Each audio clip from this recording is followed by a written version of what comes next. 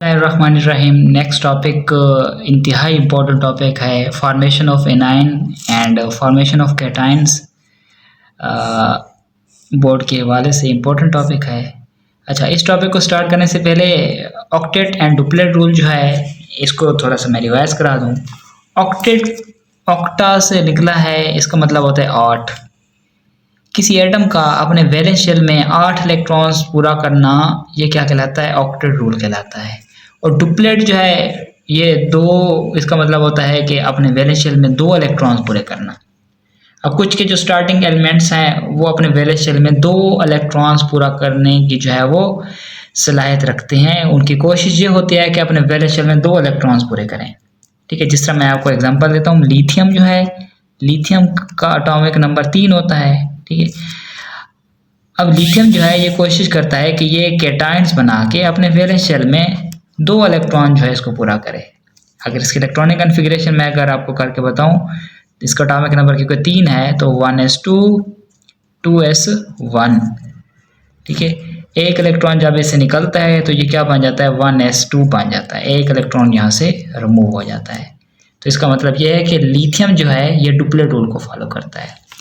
Octet rule, octet का भी मैंने आपको बताया कि ऑक्टा का मतलब 8 होता है। किसी एटम का वैलेंस शेल में 8 इलेक्ट्रॉन्स पूरे करने की जो सलाहियत होती है इसको क्या कहते हैं? हम ऑक्टेट रूल का नाम देते हैं। तो एलिमेंट्स जो हैं वो ऑक्टेट रूल को या फिर डुप्लेट रूल को फॉलो करने के लिए या तो इलेक्ट्रॉन हासिल करते हैं या फिर इलेक्ट्रॉन्स निकालते हैं। ठीक है, 2 तरीक़ों से ऑक्टेट या डुप्लेट रूल को जो है वो फॉलो करते हैं। एक ये है कि इलेक्ट्रॉन्स निकालते हैं, ठीक है, और जब इलेक्ट्रॉन्स निकालते हैं तो उसके ऊपर जो है वो पॉजिटिव चार्ज आ जाता है जिससे कैटायन बन जाता है। और जब इलेक्ट्रॉन हासिल करते हैं तो फिर क्या होता है? नेगेटिव चार्ज आ जाता है जिससे क्या बन जाता है? एनायन बन जाता है। तो हमने इन्हीं चीज़ों को डिस्कस करना है कि कैटायन कैसे बनता है और एनायन कैसे बनता है। सबसे पहले फॉर्मेशन ऑफ कैटायंस को जो है हम डिस्कस कर लेते हैं कि फॉर्मेशन ऑफ कैटायंस जो है वो कैसे होती है, कैटायन कैसे बनता है। तो एग्जांपल सबसे पहले मैं ले लेता हूँ सोडियम की। सोडियम जो है इसका एटॉमिक नंबर होता है 11। सबसे पहले आपने क्या करना है? इलेक्ट्रॉनिक कॉन्फ़िगरेशन कर लेनी है। जो भी एलिमेंट्स आपको दिया जाए उसके इलेक्ट्रॉनिक कॉन्फ़िगरेशन कर लेनी है। सोडियम के इलेक्ट्रॉनिक कॉन्फ़िगरेशन आप करेंगे 1s2 2s2 फिर 2p6 फिर 3s1।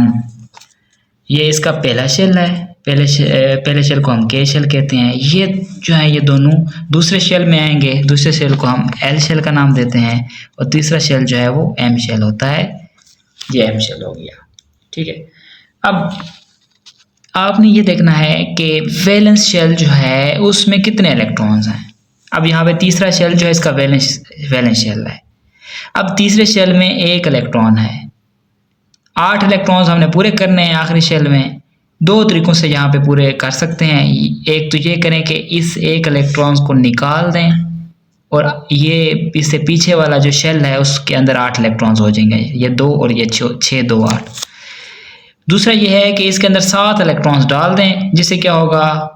इस एम शेल के 8 इलेक्ट्रॉन्स पूरे हो जाएंगे। लेकिन हम ये नहीं करेंगे, हम क्या करेंगे? इस 1 इलेक्ट्रॉन्स को निकालेंगे क्योंकि ये इजी रहेगा। इस 1 इलेक्ट्रॉन्स को निकालेंगे तो फिर क्या होगा? इससे पीछे वाला जो शेल है उसमें 8 इलेक्ट्रॉन्स जो है वो पूरे हो जाएंगे। तो जब इस 1 इलेक्ट्रॉन्स को निकालते हैं तो अब इलेक्ट्रॉनिक कॉन्फ़िगरेशन जो बनेगी वो क्या होगी? 1s2 2s2 2p6 plus electron, 1 electron हमने यहाँ से बाहर निकाल दिया है।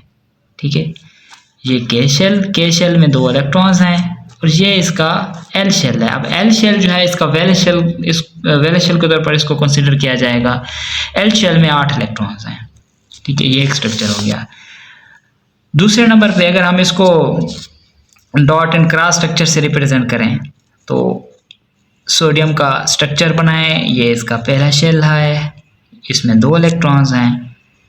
ये इसका दूसरा शेल है। दूसरे शेल में ऊपर आप देख सकते हैं इलेक्ट्रॉनिक कॉन्फ़िगरेशन में दूसरे शेल में 8 इलेक्ट्रॉन्स हैं। और ये तीसरा शेल है। तीसरे शेल में ऊपर आप देख सकते हैं इलेक्ट्रॉनिक कॉन्फ़िगरेशन में तीसरे शेल में 1 इलेक्ट्रॉन्स है। 1 इलेक्ट्रॉन्स को यहाँ से क्या करना है? बाहर निकालना है। ठीक है, एक इलेक्ट्रॉन्स को बाहर निकालेंगे, बाकी जो बचेंगे इलेक्ट्रॉन्स उनको हम उनके शेल्स में लिख देंगे। पहले शेल में 2, दूसरे में 8। अब तीसरे शेल में जो एक इलेक्ट्रॉन्स था इसको तो हमने बाहर निकाल दिया है, इसको हम आगे लिख देंगे प्लस इलेक्ट्रॉन्स। अब क्योंकि एक इलेक्ट्रॉन यहाँ से हमने निकाला है, तो जितने इलेक्ट्रॉन्स निकालेंगे वैलेंस शेल से उतना उसके ऊपर क्या आएगा, पॉजिटिव चार्ज आएगा। तो यहाँ पे हम जब इसका स्ट्रक्चर बनाएंगे तो स्ट्रक्चर के ऊपर हम क्या लगाएंगे, पॉजिटिव चार्ज लगा देंगे।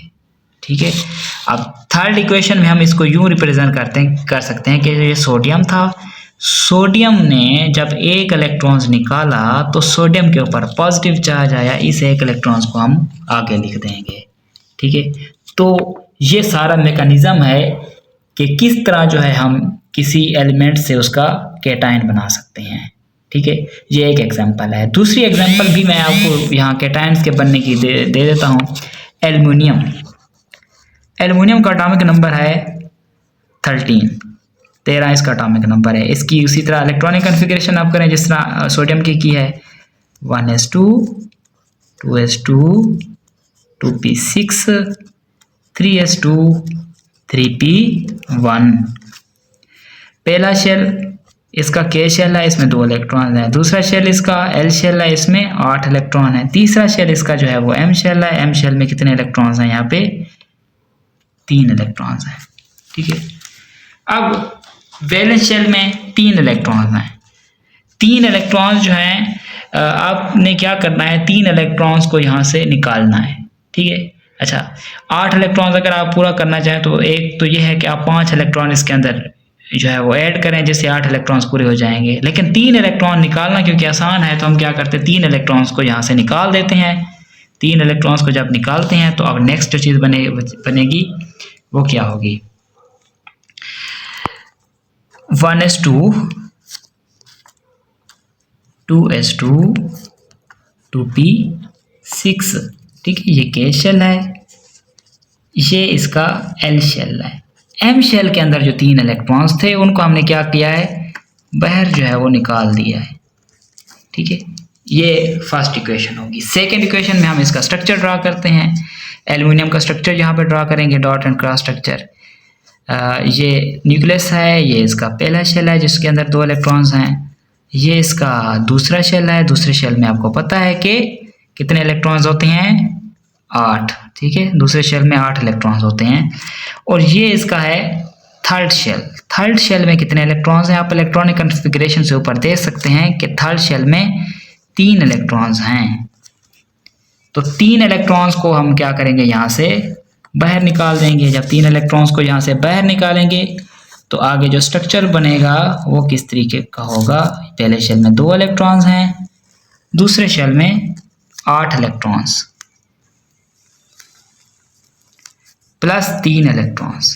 3 इलेक्ट्रॉन्स हमने निकाले हैं। अब 3 इलेक्ट्रॉन्स निकाले हैं तो अब इसके ऊपर चार्ज कौन सा आना चाहिए, बताएं शाबाश, कितना चार्ज होगा, 3 पॉजिटिव होगा। ठीक है, जितने इलेक्ट्रॉन्स निकाले हैं उतना ही इसके ऊपर चार्ज हमने लगाना है।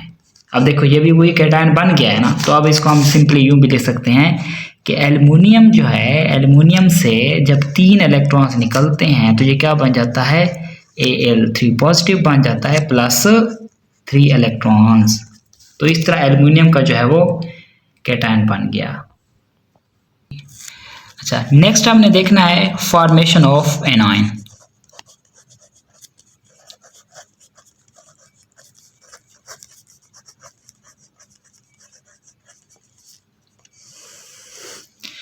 एनायन कैसे बनता है। अब एनायन तब बनता है जब कोई एलिमेंट्स इलेक्ट्रॉन हासिल करता है। ठीक है, जब किसी एलिमेंट का कोई एटम इलेक्ट्रॉन हासिल करता है तो उस वक्त क्या बनता है, एनायन बनता है। एनायन मीन्स के जब किसी चीज़ के ऊपर नेगेटिव चार्ज हो तो वो क्या कहलाता है, एनायन कहलाता है। अब यहाँ पे कुछ एग्जांपल जो है उन एग्जांपल से हम रिप्रेजेंट करेंगे फॉर्मेशन ऑफ एनायंस को। तो सबसे पहले एग्जांपल मैं यहाँ पे ले लेता हूँ,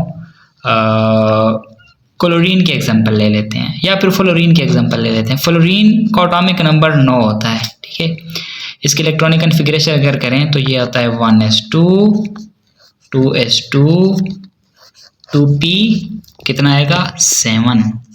ठीक है, पहले शेल में 2 इलेक्ट्रॉन्स हैं, k शेल है। दूसरे शेल में इसके पहला शेल k शेल है और दूसरा शेल l शेल है। अच्छा 2p7 मैंने यहाँ पे लिखा है, लेकिन 2p7 नहीं आएगा, क्या आएगा 2p5 आएगा। क्यों? क्योंकि p सब शेल में मैक्सिमम कितने इलेक्ट्रॉन आ सकते हैं, 6 इलेक्ट्रॉन आ सकते हैं। मैंने यहाँ पे 7 लगाए हुए थे मिस्टेकनली।